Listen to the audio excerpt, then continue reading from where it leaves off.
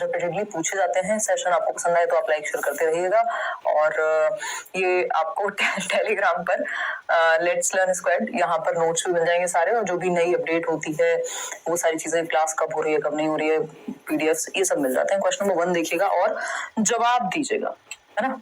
अच्छा, एक और चीज, जिन्होंने भी प्रीवियस ईयर पेपर लिया है किरण पब्लिकेशन से सीटेट का, या फिर जो 4000 एमसीक्यू की एक बुक आती है वो ली है प्रैक्टिस के लिए, या कोई भी अगर बुक ली है और आप फीडबैक अगर आपको लग रहा है, क्योंकि उसमें उन्होंने आज ही मेरी बात हुई तो उन्होंने बताया कि 4 क्वेश्चंस गलत थे, तो कई बार हमें गलतफहमी हो जाती है कि गलत है, तो आप उनको भेज सकते हैं support@kiks.co या .in पर, तो उनको फीडबैक भेजिए। वो 500 रुपए देते हैं अगर कोई भी क्वेश्चन आप जो भेज रहे हैं और वो सच में गलत निकले प्रूफ के साथ, तो वो पर क्वेश्चन 500 रुपए देते हैं बच्चों को, है ना, जो भी निकालता है। तो खैर देखिएगा, तो इसका मतलब ये है कि गलतियां बहुत कम निकलेंगी, नहीं तो ऐसे 500 में तो उड़ जाएगा पैसा। देखिएगा एक बार, ये सब चीजें चलती रहेंगी। इधर आ दो वापस से, स्टार्ट करते हैं। सी कह रहे हैं 60% लोग।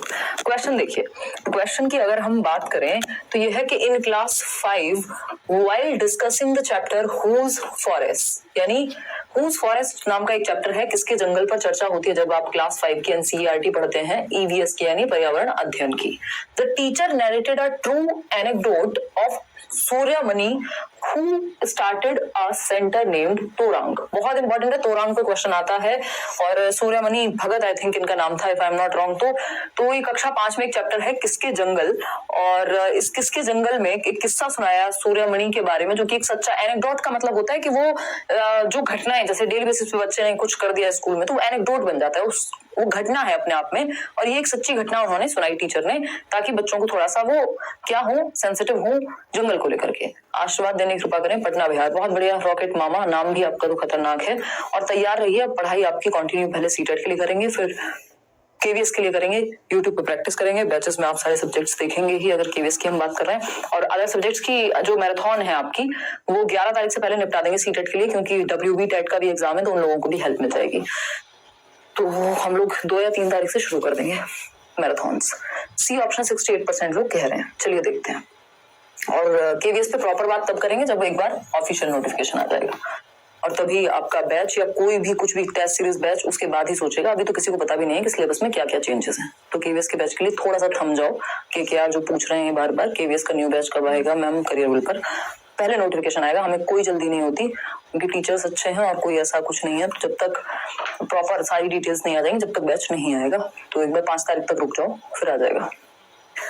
हाँ, 11 दिसंबर को WB टेट है, जल्दी मैराथन आ जाएंगे। उससे पहले मैं यही बोल रही हूँ आपको, टेंशन मत लीजिए, आपको ईदी अमीन इतना काम हम कर देंगे। जो सीटेट वाली मैराथन है उससे पहले आ जाएंगी, ताकि आपको वहां भी हेल्प मिल जाए।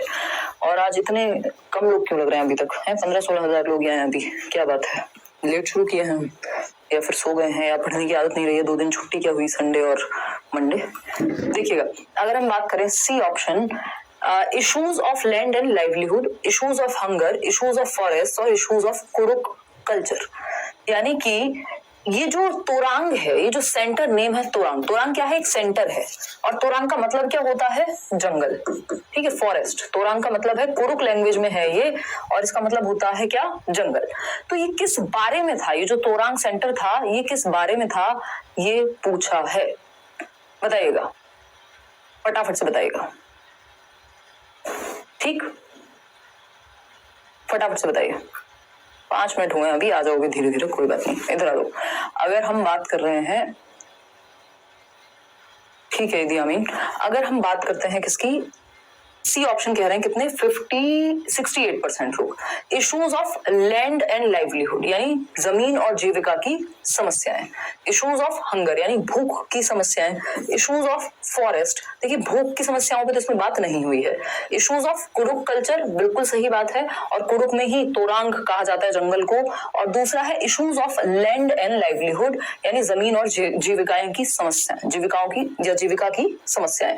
तो ये इश्यूज ऑफ फॉरेस्ट यहाँ पे गलत नहीं होता, लेकिन हमारे पास हम देख रहे हैं 3 ऑप्शन का कोई आंसर नहीं है यहाँ पे, हम सिर्फ 2 ही ऑप्शन सही चूज कर सकते हैं। तो उस केस में या तो ए सही है या फिर डी सही है। तो ए एंड डी बोथ का ऑप्शन है, यानी सी ऑप्शन एकदम सही है, जितने भी लोग कह रहे हैं। आगे बढ़ेंगे क्वेश्चन नंबर 2 पर। 5 दिन 5 मैराथन जैसा ही रखेंगे कुछ इस बार भी। देखिएगा क्वेश्चन नंबर 2 है the spirit of team work is learn from which of the following, यानी जो टीम वर्क की स्पिरिट है, टीम वर्क की जो स्पिरिट है निम्नलिखित में से किसके द्वारा सहयोग भावना से कार्य करने का अभिप्राय सीखा जाता है। बताइएगा। ये कमेंट में कौन लोग रो रहे हैं, क्या हुआ, क्यों रोते हो इतना, खुश रहा करो यार। मेरे पापा जी के नाम पर करेक्शन नहीं होगा क्या, फॉर्म लॉक हो गया है। 28 से कितना 30 तक था, कब तक थे करेक्शन? पहले कहाँ सो जाते हो यार आप लोग हैं। मान लिया कि अब सारा कुछ बताया था पहले से ही, वीडियो में प्रॉपर इन्फॉर्मेशन दी थी। कल के वीडियो में मैं देख रही हूँ केवीएस वाले सब कुछ बता दिया है, उसके बाद भी ऐसे ऐसे सवाल पूछ रहे हैं कई लोग, और इसी चक्कर में फिर हमारा गड़बड़ हो जाती है ना, गड़बड़ हो जाती है, फिर पेपर में हम चीजें नहीं कर पाते। ठीक है बात, देखो एक बार फटाफट से। चलिए अब देखिएगा, सी ऑप्शन 88% लोग कह रहे हैं। चलिए बहुत बढ़िया, 19,000 लोग जागे, आ जाइए धीरे धीरे, कोई दिक्कत नहीं है। The spirit of team work, यानी निम्नलिखित में से किससे सहयोग भावना से कार्य करने का अभिप्राय सीखा जाता है। फैमिली, हाँ फैमिली सिखा सकते हैं कि भाई एक दूसरे के साथ घुल मिल करके रहो, बेहतर बनो। स्पोर्ट्स एंड फैमिली, हाँ दोनों सिखा सकते हैं। स्पोर्ट्स में भी क्या होता है, टीम वर्क होता है ना। आप जीत और हार को एक्सेप्ट करना सीखते हो, टॉलरेट करना सीखते हो सामने वाले का पर्सपेक्टिव, क्योंकि जरूरी नहीं है हर किसी की बात जो है आपकी बात को मतलब आपको ठीक लगे, तो उसको भी आपको थोड़ा सा टॉलरेट करना है, अपने तरीके से सामने वाले की जो डाइवर्सिटी है उसको टॉलरेट करना है, उसका भी पता चलेगा राय पूजा। अगर हम बात करते हैं फैमिली, सोसाइटी एंड स्पोर्ट्स, यानी परिवार, समाज और खेल, ये बात बिल्कुल सही है कि जो परिवार है, समाज है और खेल है यानी स्पोर्ट्स है, क्योंकि तीनों ही आ गए ना इसमें। कंडक्टिंग कॉम्पिटिशन आंसर नहीं हो सकता कि आप क्या कर रहे हैं, कॉम्पीट करा रहे हैं बच्चों को एक दूसरे से, ये हमारे अंदर कूट कूट के भर दिया गया है ना। हमें बेफालतू में ही ऐसी बचपन से आदत हो जाती है, वो बच्चा गोरा है, अच्छा तुम इतने गोरे नहीं हो, उसकी हाइट इतनी है तुम्हारी नहीं है, उसके इतने नंबर आते हैं तुम्हारे क्यों नहीं आ रहे, उसके पास ये है तुम्हारे पास क्यों नहीं है, तुम्हारे पास है तो देखो उसके पास तो ये नहीं है। या तो हम दूसरों को नीचा दिखाते हैं या अपने आप को ऊपर उठाते हैं या फिर कम समझते हैं, ये है कंपटीशन। ठीक, तो ये कंडक्टिंग कंपटीशन से किसी का भला हुआ नहीं है आज तक, है ना। इससे क्या होगा, बच्चे में एक्सट्रिंसिक मोटिवेशन आएगी और वो भी बहुत ही फोर्स वाली, कुछ टाइम तक मोटिवेटेड फिर खत्म। ठीक, तो फैमिली या फिर वो अपने आप में इंफीरियरिटी फील करेगा, जिस चीज के लिए वो बना है वो कभी रियलाइज ही नहीं कर पाएगा।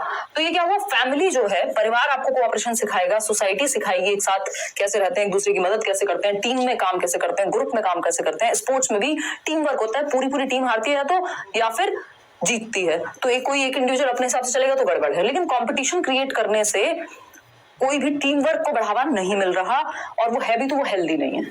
तो C option is the right answer. याद रखिएगा ये वर्ड जो है कंपटीशन, इसको कोलैबोरेशन से रिप्लेस करेंगे। सहयोग की जरूरत है, एक साथ लाने की जरूरत है बच्चों को टीम वर्क में, ना कि कंपटीशन तो जस्ट ऑपोजिट है टीम वर्क का। ठीक है, आपस में ही कॉम्पीट करने लग जाओ। बताओ क्वेश्चन नंबर 3 देखो एक बार, इसका आंसर मैंने आपको फोटो में दे दिया है, जो पहचान लेगा वो जवाब दे देगा।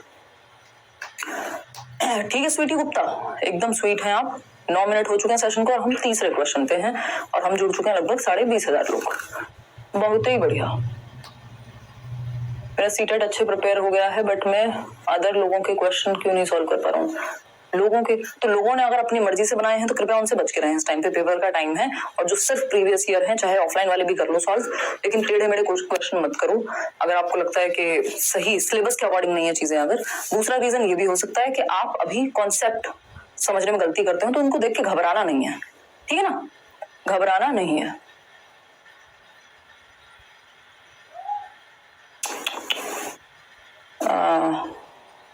लक्ष्य, आई अंडरस्टैंड, ये बिल्कुल खतरनाक बातें हैं। शौर्य भी यहाँ बैठा हुआ है, तो मैं इस पे फोकस थोड़ा सा नहीं करूंगी इस बात पे। अपने आप में बहुत ही ब्रूटल केसेस हैं, अगर इस तरह की घटनाएं सामने आ रही हैं, बिल्कुल हम कह सकते हैं कि हम एजुकेटेड नहीं है, जस्ट लिटरेट हैं बहुत सारे लोग। एजुकेशन की जरूरत है सच में। देखिएगा, विच of the following is not a social insect, यानी कि सोशल इंसेक्ट का मतलब क्या, सामाजिक कीट नहीं है। चींटियां, टर्माइट्स, बीटल या हनी बी, इन तीनों के बारे में बात हुई है। बीटल के बारे में आपकी एनसीईआरटी में बात नहीं हुई है। टर्माइट्स होती है दीमक, दीमक भी क्या है, ग्रुप में रहती है। सोशल का मतलब जो ग्रुप में रहे, आसान भाषा में ऐसे समझ सकते हैं, और ग्रुप में ड्यूटीज डिवाइड हो जाती हैं, साथ साथ चलते हैं। आपने देखा होगा दीमक भरपूर रहती है एक जगह पे। चींटियां भी एक के पीछे दूसरी चलती हैं, अगर आप एनसीईआरटी में पढ़ेंगे ये आपको समरी भी मिल जाएगी, तो ये भी ग्रुप में रहती है, यानी सोशल हो गई, सोशल इंसेक्ट। हनी बी क्या है, हनी बी भी ग्रुप में रहती है। आपने देखा है, पूरा बोला जाता है ना, मधुमक्खी का छत्ता बोलते हैं नॉर्मल भाषा में, तो ये क्या है, ग्रुप में रहते हैं पूरे, इनके बी हाइव्स होते हैं। लेकिन बीटल जो है, बीटल मतलब इसको झिंगुर कह लीजिए आप या भृंग कह सकते हैं हिंदी में। ये है आपका बीटल। ये बेचारा सॉलिटरी या अकेला रहने वाला प्राणी है और जीव है, जो भी आप कहना चाहें इसको। ये ग्रुप में नहीं चलता। आपने देखे बहुत सारे बीटल उड़ के जा रहे हैं इधर से उधर, झिंगुर जो है, ऐसा नहीं होता ना, एक आध की किसी की आवाज आती है। तो ग्रुप में ये सब ग्रुप में रहते हैं, चाहे वो चींटियां हो, दीमक हो, मधुमक्खी हो, लेकिन बीटल ग्रुप में नहीं रहता। तो C option is the right answer. अच्छा, एक और इसमें क्वेश्चन आता है ग्रुप को लेके। एक और इंसेक्ट है वास्प, जिसको हम एग्जैक्ट मेरे को याद नहीं है, भरड़ बोलते हैं आई थिंक, वो काट लेता है ना जो, तो वास्प भी ग्रुप में ही रहता है। ये भी पेपर में पूछा जा चुका है, तो हमें थोड़ा सा आइडिया होना चाहिए कि वास्प क्या होता है। आगे बढ़ते हैं, क्वेश्चन नंबर 4 देखिएगा क्या कहता है। क्वेश्चन नंबर 4 देखिए, Valsad town is located in which direction from Hyderabad Telangana state. यानी वलसाड शहर जो है वो हैदराबाद शहर यानी तेलंगाना राज्य के, जो कि ऑफ कोर्स अब तेलंगाना में है, के सापेक्ष किस दिशा में स्थित है। याद रखिएगा वलसाड आपके एनसीईआरटी में दिया हुआ है। अब जिन्होंने एनसीईआरटी नहीं पढ़ी उन्हें नहीं पता लगेगा। वलसाड कहाँ है? गुजरात में है ना। वो ट्रेन शुरू होती है, चलती है, ये वो पूरी जो कहानी है। तो वलसाड कहाँ है? गुजरात में है। हैदराबाद आपको बता ही दिया, तेलंगाना स्टेट के अंदर हो गया।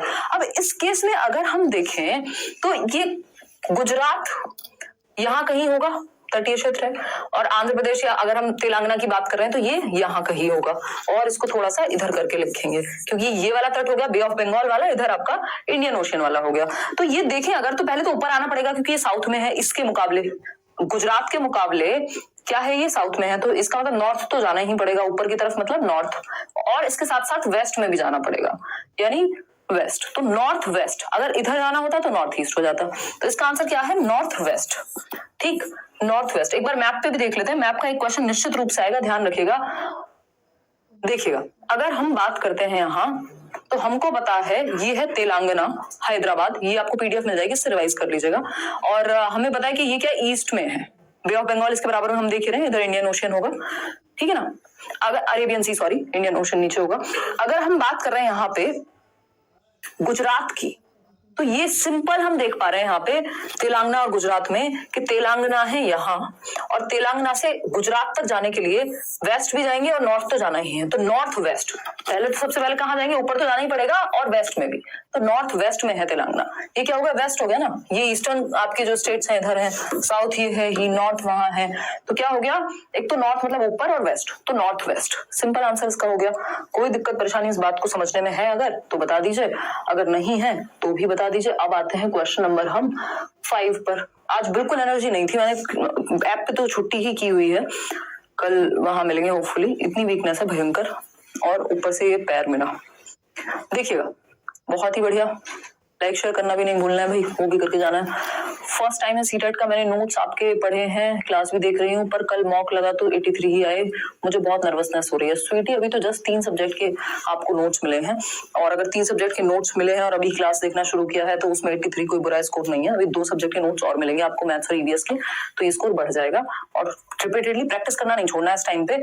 अगर नंबर आपका कुछ भी आ रहा हो मॉक में, मॉक कर रहे हो तो बस इसलिए करो कि आपको प्रैक्टिस हो जाए, वहां पे 2.5 घंटे आप टाइम मैनेज कर सको। अब ज्यादा मत सोचो कि नंबर कितने बढ़ा लूं या क्या कर लूं। जिन्होंने बहुत तैयारी की हुई है वो सोच सकते हैं ऐसा कुछ। देखिएगा सी ऑप्शन कह रहे हैं 89% लोग। समझते हैं क्या कहानी है। विच ऑफ द फॉलोइंग करेंसी, यानी क्या, कौन सी मुद्रा is used in Abu Dhabi, यानी आबू धाबी में किस मुद्रा का प्रचलन है। बहुत बार क्वेश्चन पूछा हुआ है आबू धाबी की करेंसी के ऊपर, फटाफट से बताइएगा। डॉलर है, रुपीज है, दिरहम है, या टका है। टका चलता है बांग्लादेश में, ये बात हमें पता है, नहीं पता तो पता कर लेते हैं। एक क्वेश्चन आ जाता है करेंसी पे भी, और ये तो रिपीटेडली सेम ही क्वेश्चन आता है क्योंकि एनसीईआरटी में यही है। इंडिया की अगर हम अपने नॉन कंट्री की बात करें, और भी जगह है वैसे, तो इंडिया रुपीज हो गया, डॉलर यूएसए, और भी कंट्रीज हैं इस तरह की उसके आसपास वाली, कनाडा वगैरह हो गया, बट यूएसए के लिए हम जनरली डॉलर का इस्तेमाल कर रहे हैं। यहाँ दिरहम ही बचता है। अगर आप एलिमिनेट भी करते हैं, अगर आप ऑप्शन हटा भी देते हैं, तो एकमात्र उत्तर क्या बचता है? दिरहम। कहाँ यूज होता है? यूनाइटेड अरब एमिरेट्स में, चाहे वो दुबई हो, चाहे वो अबू धाबी हो, क्या यूज होगा? दिरहम करेंसी यूज होगी। ठीक है, इतनी बात क्लियर है। कोई दर्द परेशानी? नीरज सिंह कॉमेडी किंग बताइए, अगर है तो बता दीजिए, नहीं है तो भी बता दीजिए। चंचल यादव दिल भेज रहे हैं। आकांक्षा कह रही है मैम आप लिलन टॉप पे बहुत अच्छा किए हो। अच्छा धन्यवाद आकांक्षा, आपको पसंद आया। वो एक छोटी सी कन्वर्सेशन थी, उस दिन मैं सोई भी नहीं थी पिछली रात को, क्योंकि मतलब इसलिए नहीं लिलन टॉप पे जाना था, इसलिए कि मैं दिन में एक सेमिनार था सुबह, इस कोने पे दिल्ली के और शाम को उस कोने पे दूसरी जगह। देखिएगा खैर, central bank of United Emirates, ये क्या यूएई की करेंसी हो गई। 50 दिरहम आपको फोटो में देख पा रहे हैं आप, देखिएगा। तो दिरहम्स यूएई में चलेंगे, यूनाइटेड अरब एमिरेट्स में, चाहे वो दुबई की बात हो रही है, यहाँ पे इनकी अबू धाबी की बात हो रही है, जितनी भी कंट्रीज हैं बेसिकली यूएई में। देखिएगा क्वेश्चन नंबर, नहीं सब में तो नहीं चलेगा खैर, सऊदी वगैरह में फिर अलग चलेगा। देखिए क्वेश्चन नंबर 6 देखिएगा, यूएई में, यूएई के जितने भी जगहें हैं वहां पे चलेगी आपकी दिरहम। चिराउ, चिराउ पे इतनी बार क्वेश्चन आया है। चिराउ की अगर हम बात करते हैं, या हिंदी में चिराउ कहते हैं इसको, तो चिराउ पे कई बार क्वेश्चन आया है। चिराउ क्या है बताइए, डांस है, किस जगह का है ये आपको देखना है। बैम्बू के साथ किया जाता है, यानी बांस के साथ। तो इन चिराउ डांस, जो चिराउ नृत्य है, people sit in pairs in front of each other, यानी मान लीजिए पेयर्स में, जोड़ों में बैठ गए एक दूसरे के सामने, दो लोग बैठे हैं, आमने सामने बैठे हुए लोग हैं। होल्डिंग बैम्बू स्टिक्स, यानी बांस की जो लकड़ियां हैं, बांस हैं, उनको ग्राउंड पे ऐसे रख के बैठे हुए हैं।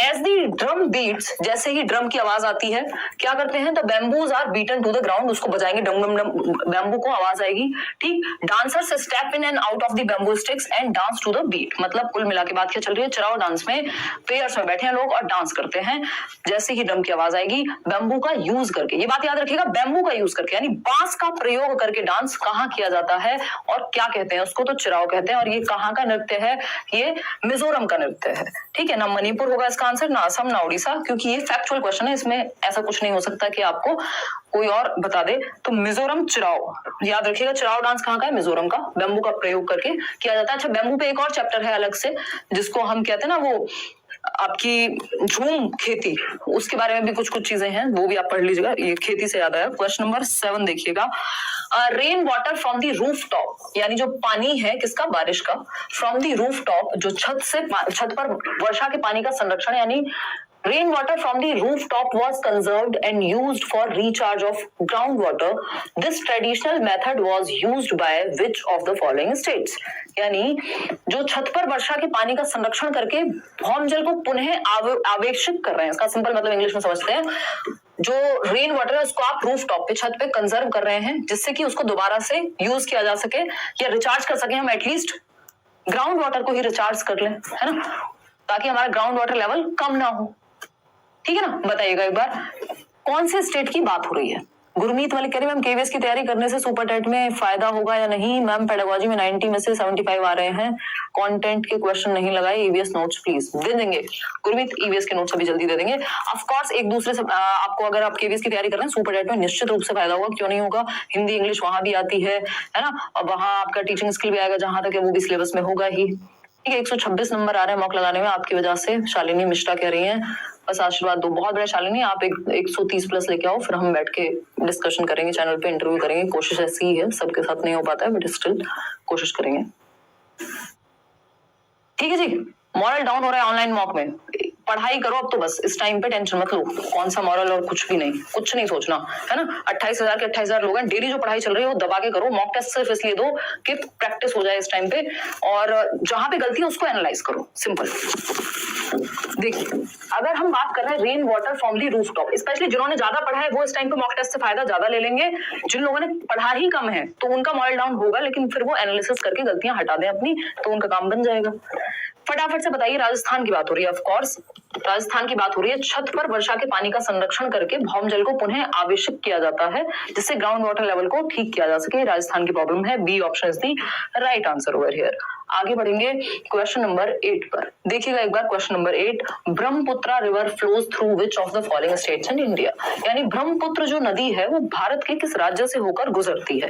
ये नदी का क्वेश्चन पहली बार देखने को मिला है कि किस राज्य से होकर गुजरती है, ये पूछा है। तो इस बार आप नदियां भी एक बार पढ़ लीजिएगा, ईवीएस में थोड़ी सी नजर मार के चले जाइएगा, जरूरी नहीं है दोबारा क्वेश्चन आए, बट क्या पता आप दे ही दिया है तो, और आपके पास समय है तो क्यों नहीं, ठीक है जी, क्यों नहीं, वाई नॉट, ठीक है बात।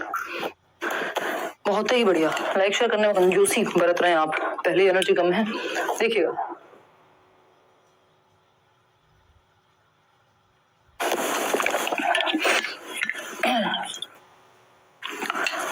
क्वेश्चन नंबर 8 का आंसर दे रहे हैं सी।